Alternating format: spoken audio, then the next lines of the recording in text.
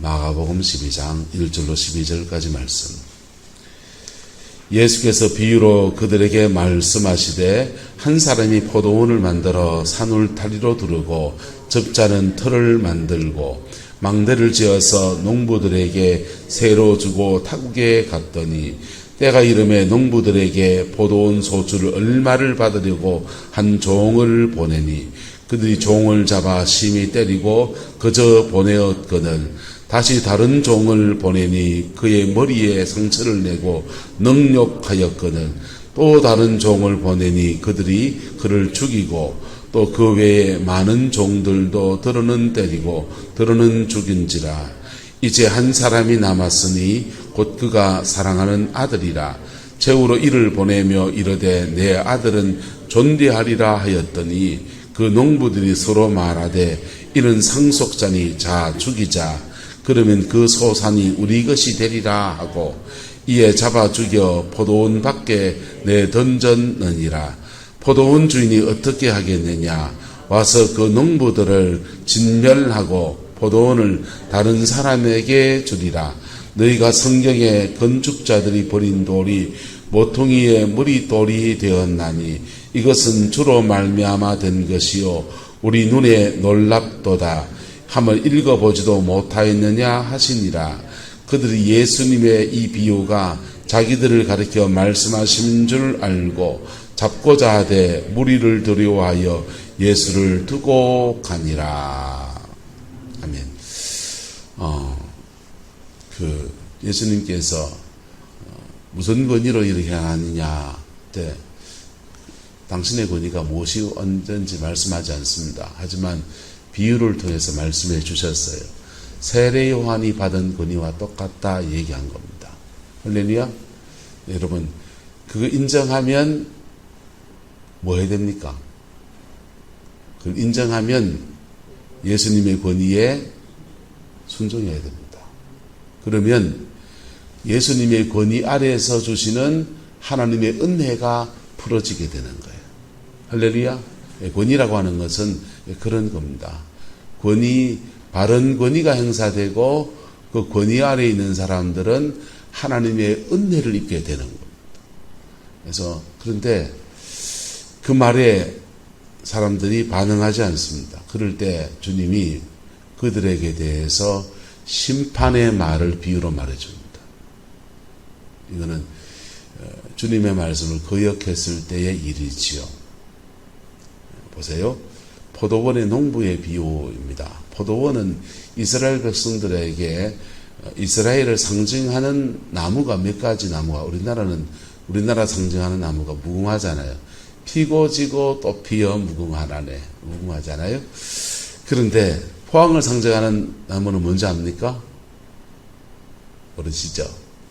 포항 시민이 아니신가 봐요. 장미입니다. 장미. 그래서 영일만 해수욕장 저 끝머리 북부에서 끝머리 가면은 장미공원도 만들어 놓고 곳곳에 장미 그렇게 많이 심어. 참 보기 좋더라고요. 그런데 그 장미, 이스라엘은 상징하는 게 이렇게 포도나무 또는 무화과나무, 감람나무 세 가지 나무가 이스라엘을 상징합니다. 포도나무는 많이 심기도 하죠. 근데 포도나무는 왜 이스라엘을 상징하느냐? 나무 자체로는 볼품이 없어요. 뭐는 볼품이 없다? 나무 자체로는 별로 볼품이 없는데 거기에서 포도나무의 가치는 거기서 열매를 맺고 그 열매가 특히 또 즙을 짜서 포도주를 담그면 그 열매, 나무의 가치가 거기서 나오는 겁니다. 그리스도인들의 본질적 가치는 어디서 나오냐? 허우대가 멀쩡한 데서 나오지 않습니다. 학벌이나 문벌이나 돈이 많은 데서 나오지 않습니다. 그리스도인의 가치는 그의 인생을 통해서 열매를 낼 때 가치가 나오는 거예요. 할렐루야. 불교는 그 연꽃을 자기들의 심벌꽃이라고 그래요. 왜 심벌꽃이라 하냐? 아름다워서. 아름다운 것도 아름답지만은 진흙탕 속에서 꽃을 피운다고. 근데 정말 종교가 무엇을 해야 되는지를 이렇게 상징적으로 말하는 의미죠. 종교는요, 진흙탕 같은 인생에서 사람을 만들어내고 그 사람을 회복시켜서 꽃을 피우는 것, 그리고 열매를 내는 것. 할렐루야. 자, 포도나무의 가치는 그 포도주에 있어요. 그 포도주는 바로 예수 그리스도의 보혈을 의미하게 되죠. 그 보혈의 역사가 흘러나올 때 우리 인생은 망할 인생이 전혀 새로운 인생을 사는 은혜도 주어지고, 죽을 인생이 생명을 얻고, 인생 무너진 사람들이 예수 안에서 새 길을 찾는 은혜가 풀어지는 거예요. 예? 저 가정에서 어떻게 자가 나왔지 하는 역사들이 그래 일어나게 되는 거예요. 할렐루야. 그게 이제 포도나무의 가치입니다. 무화과 나무는 왜 이스라엘을 상징하는 거냐 하면은, 무화과 나무는 의미도 비슷해요. 꽃을 피우지 않아요. 무화과는 말 그대로 무화, 꽃이 없다는 뜻입니다. 꽃이 없는데 열매를 맺어요. 꽃을 피우지 않았는데 어느 시간 지나 보니까 열매를 이렇게 맺어져요. 거기에서 무화과 나무의 가치를.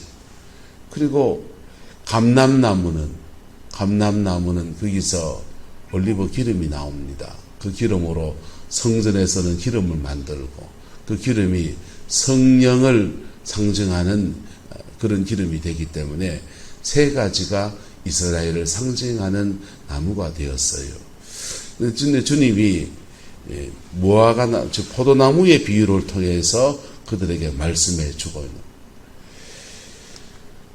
내용이 이렇습니다. 한 사람이 포도원을 만들어서 산 울타리로 두르고 접자는 틀을 만들고 망대를 지어서 농부들에게 뭘로 줬다고 합니까?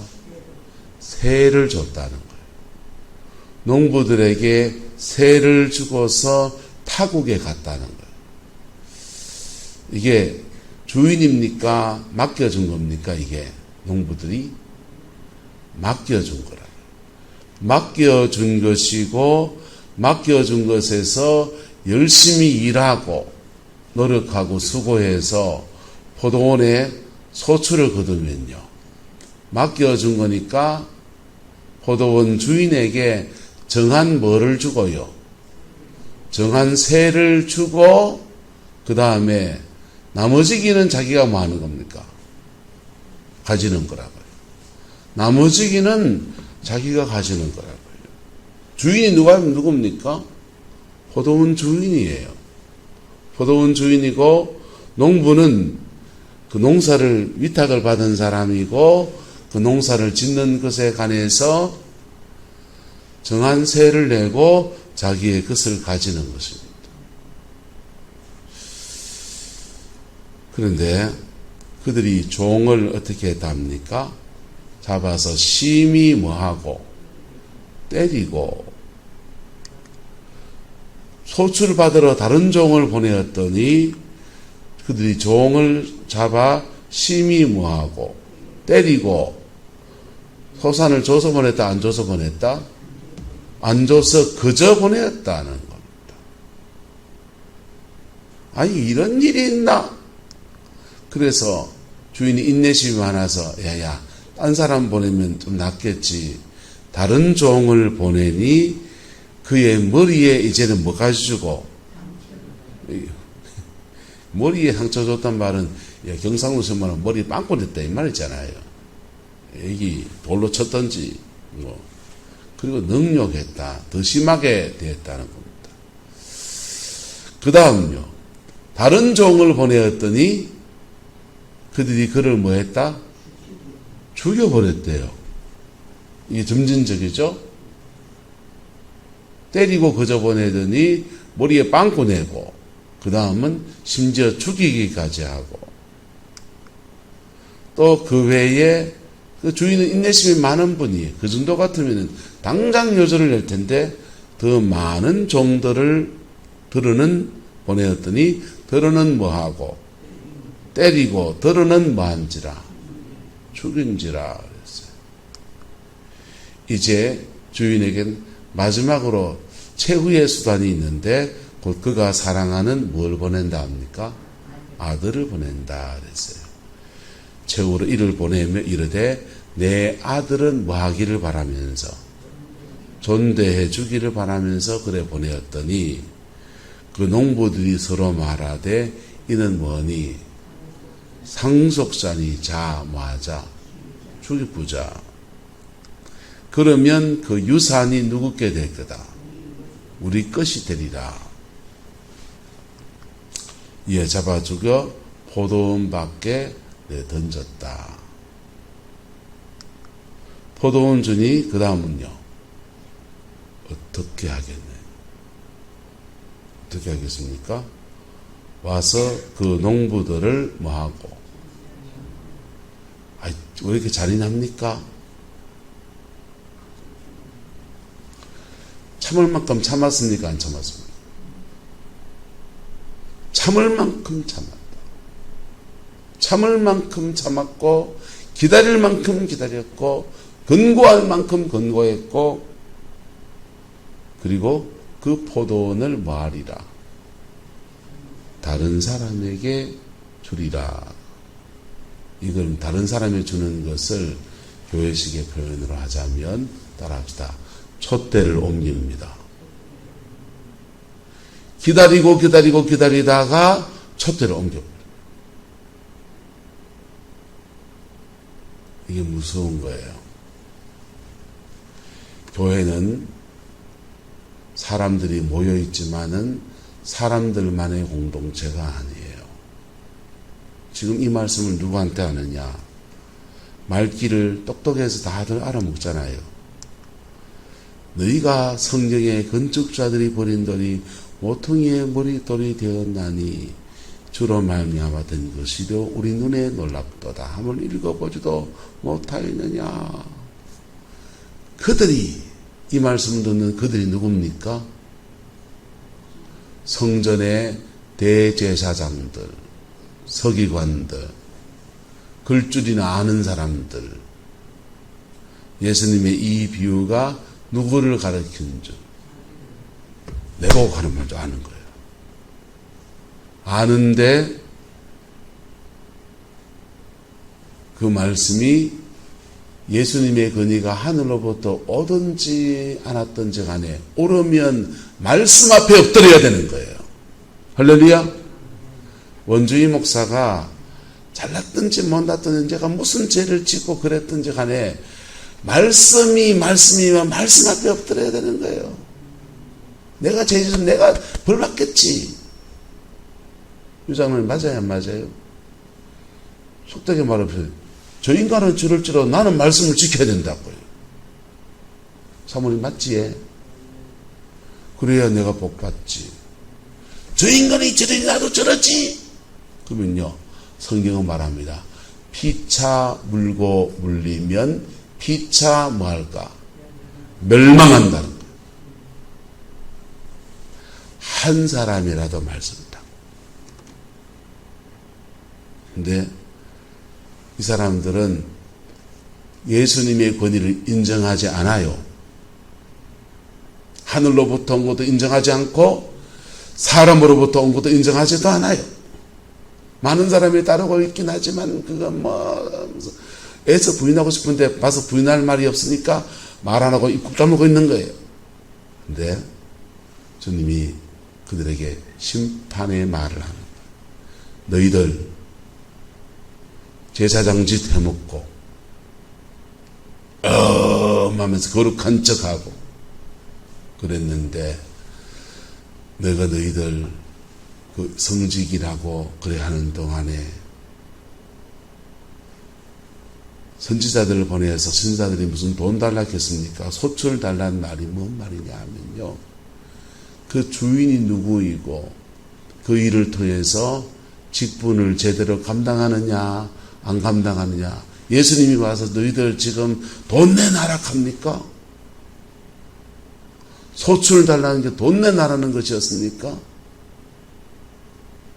그 직위만 해서 혹시 제사보다 제밥이라고 딴 데도 마음 안 뒀느냐. 그거 책망하는 거예요. 이스라엘 역사에서 선지자들을 주님 보내십니다. 예레미야를 보내고요.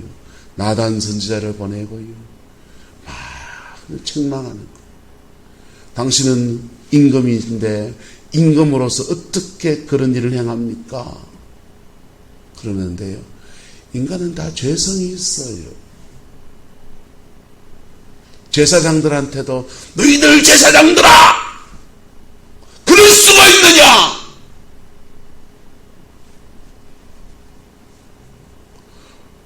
임금이면 다냐? 어찌 그렇게 행하느냐? 막 그렇게 행합니다. 대놓고 직설적인 말들을 해요. 그런데 그 말 들으면 기분이 좋습니까? 안 좋습니까?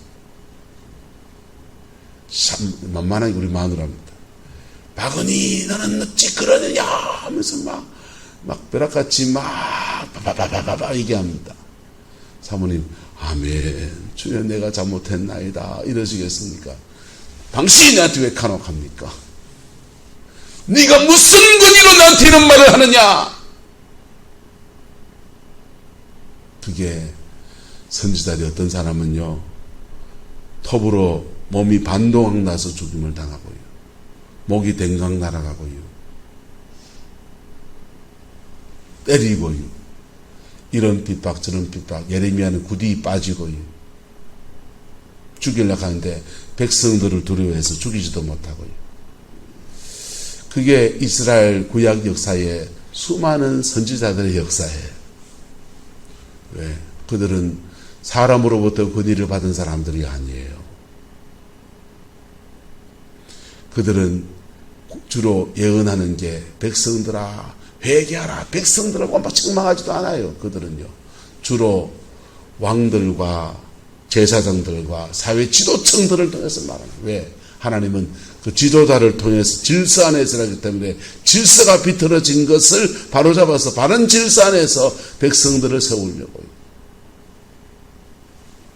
근데 엘리야가 돈 달라 했습니까? 소출을 말을 내놔라. 내 삭스를 내놔라 그랬습니까? 아니요. 사명 제대로 감당하고 있는가? 책망한 거예요. 제사보다 잿밥이 더 많이 있는가? 책망한 거예요. 할 말은 많습니다. 자가 저러니 내가 저렇죠. 환경이 이러니 내가 이렇죠. NO! 하나님의 기준 앞에 딱 그냥 나는 죄인이로소이다. 엎드려야 되는 겁니다. 다윗왕의 위대한 점은 선지자가 그 책망할 때 나단 선지자 그 책망할 때 자신의 인생의 가장 치부잖아요. 당신이 남의 아내를 빼앗고 그 사람 죽이고 그런 죄를 지었으니 당신의 가문에서 살인이 끊어지지 않을 것이고 당신의 가문에서 엄란이 끊어지지 않을 것이다. 너희 자녀의 가정은 계속 깨져나갈 것이다. 그런 저주가 됐어요. 1인지하 만인지상의 임금한테 저놈을 당장 하는 순간에 목이 날아가는 거예요.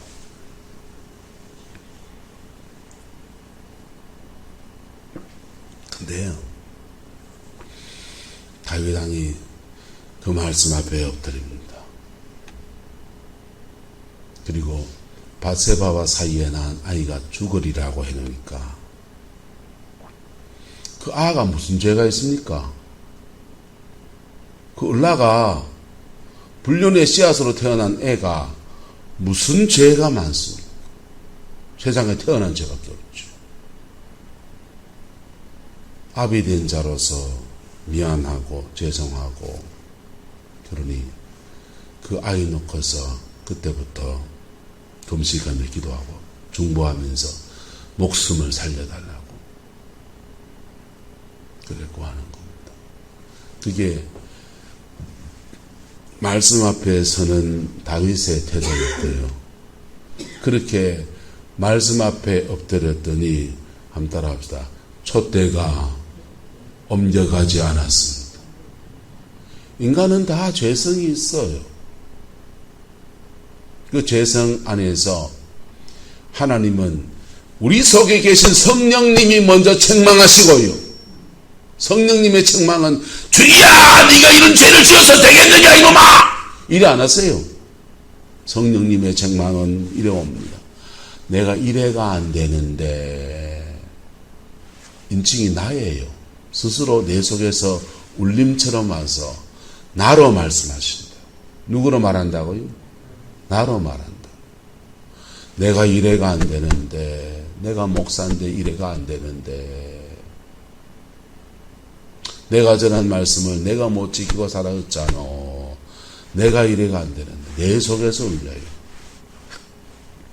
요 울림에 순종하면 주님은 다른 것으로 말씀하지 않아요. 저의 인격을 존중하시거든. 여기에 순종하지 않으면 하나님은 밖에서 말하기 시작합니다. 예, 주로 우리 마누라가 말하죠. 당신이 말이야.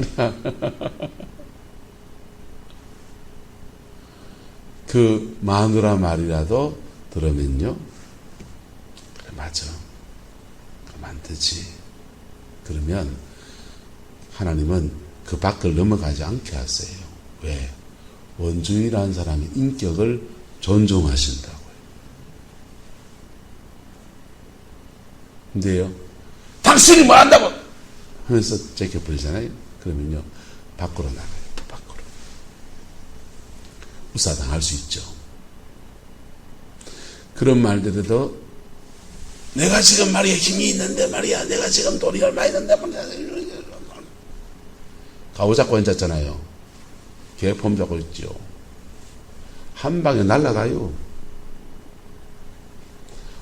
징계가 옵니다. 그때부터는 말로 안 되면 좁혀야 되는 거죠. 징계가 온다고. 자녀에 문제가 생기고 가정에 문제가 생기고 몸이 아프기도 하고 이런 징계 저런 징계 막 옵니다. 그 징계가 오는데도 그때도 하나님 앞에 엎드리면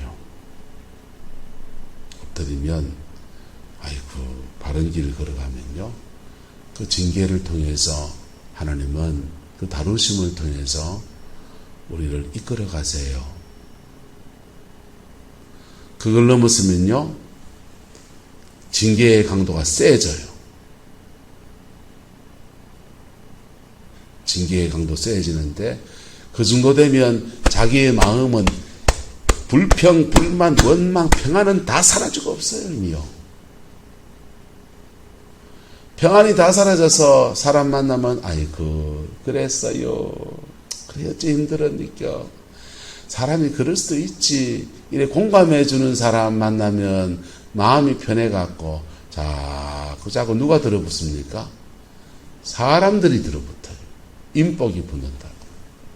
근데 만나면 니 막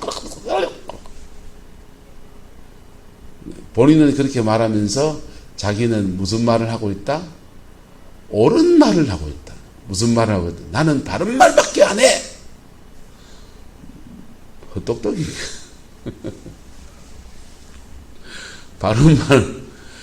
바른 말이긴 한데 그 안에 영혼을 사랑하는 마음도 없고 평안함 가운데 말하는 것이 아니니까 들으면 사람은 영적인 동물이에요. 편안하지 않아요. 점점 더 사람이 떨어져 나갑니다. 이웃도 떨어져 나가고 교인들도요. 교인들도 사랑해야 하지만은 인간인지라 굳이 저 사람과 가까이 하고 싶지 않으면 교회 안에서 서서히 왕따 될 수 있어요. 교회 안에서, 사회 안에서, 가정 안에서 인복이 쭉쭉 떨어져 나가는 거예요. 여러분, 저와 여러분 안에 성령이 주는 평강을 회복하기를 그리스도의 이름으로 축복합니다. 그걸 넘었으면 이제 안 되겠다 할 때 주님이 촛대를 옮겨버립니다. 권위를 이양해요. 권위를 이양할 때 한번 따라합시다. 넘겨주는 것이 낫습니다.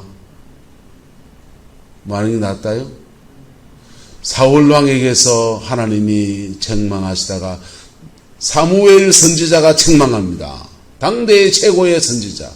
그에게 기름 부어준 그 사람이 책망합니다. 그의 말도 듣지 않습니다.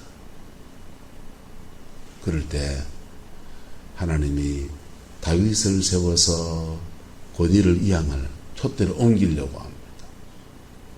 그런데 묘하게도 사울왕과 다윗 사이에는 묘한 끈들을 만들어 주세요. 누가 되느냐? 다윗이 사울의 사위가 됐습니다. 속되게 말해봅시다. 넘 주는 이 사위 주는 게 안 낫습니까? 아들 주는 게 좋긴 하겠지만은 여자는 맞지? 예? 저 집은 사위밖에 아니다. 아들 있구나. 넘 주는 이 누구 주는 게 낫습니까? 그래서 사위잖아요. 그래서 권위를 촛대를 옮기려 하는데 아이고 임금 이 자리가 뭐라고 이거 무거워 죽겠다. 야 니 서라. 내려놔 버리면 사울왕은 그 비참한 최후를 안 맞는다고요. 맞습니까? 맞습니까? 비참한 최후를 안 맞아요. 사울은 나는 그냥 임금보다 그냥 한 명의 그냥 백성으로서 편안하게 그냥 베냐민 지파 속에 한 촌노라 그냥 넉넉하게 그래 살고 싶다. 우리 요즘 말로 바꾸면 볼차보 다 내려놓고 그냥 캠핑카나 하나 만들어 가지고 삼서갑산 유란하면서 저 금강산 못 가는구나.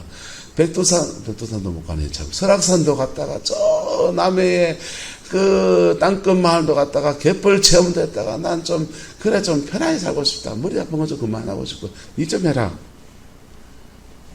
그러면요 촛대가 옮겨져도 백성으로서의 주어지는 하나님의 축복이 있어요. 할렐루야. 하나님 축복이 있어요. 그리고 가끔씩 와서 훈수나 뜨면 되지. 야, 좀 잘하고 있나? 그러면 되지요. 근데요, 그걸 권력을 안 놓으려고 하다가요, 예, 전투에서 져가지고 적군한테 찔려 죽고 고문당하면 치욕이다 싶으니까 자살해서 죽어버려요. 여러분, 하나님의 역사 안에서 촛대가 옮겨지는 때가 되면 심각해지는 거예요. 교회도 마찬가지입니다. 구릉포 13개 교회가 있습니다. 그 교회들이 하나님과 다 바로 가기를 소망합니다.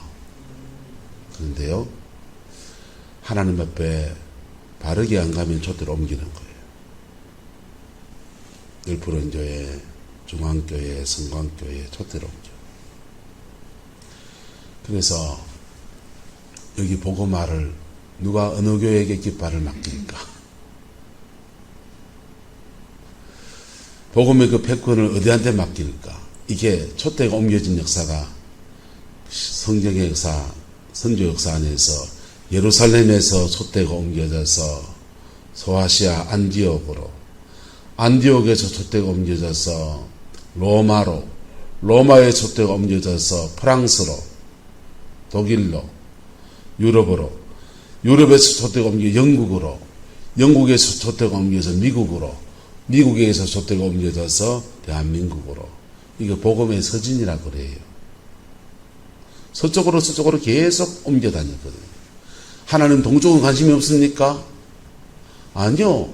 동쪽에는 도마라는 하나님의 선자를 보냈습니다. 사도행전 당시에 예수님의 제자가 사도 바울 혼자뿐입니까? 서진행진의 주요한 주제는 바울 사도예요. 동쪽으로 간 사도는 없습니까? 아프리카 간 사도는 없습니까? 다 갔어요. 그런데 갔는 도마가 인도에서 순교의 제물이 됐지만은 그 복음 앞에 순종하고 복종하지 않을 때 복음의 꽃을 그렇게 피우지 못한 거예요. 그리고 오늘 대한민국 한국교회에 복음의 촛대가 아직까지도 그렇게 머물러 있어요.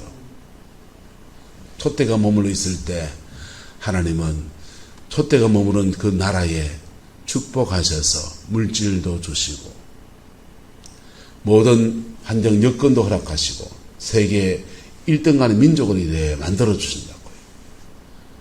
그때 정신 차려야 된다고요. 뭐 해야 된다고요? 정신 차려야 된다.